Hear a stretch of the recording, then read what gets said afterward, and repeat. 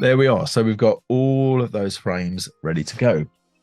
However, right, this isn't the most exciting design in the world, right? Just a grid of images like this is horrible. Well, it's not horrible, but it's just not very exciting. So I want to mix that up a bit. How can I mix that up?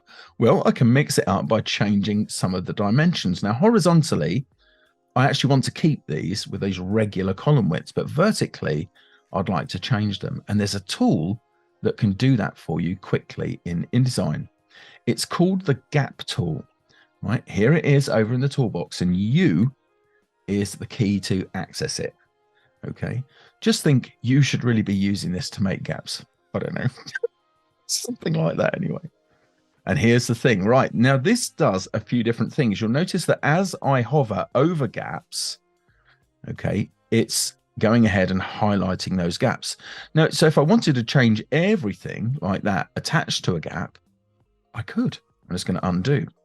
However, I just want to work between two neighboring objects. How do I do that? Well, if I take my cursor over to the first gap here on the left-hand side, what I'm going to do is hold down Shift and then click and drag, okay, to change those proportions. And I'm just going to keep Shift held down, right, and go ahead and move some of these things around just to make them slightly more interesting.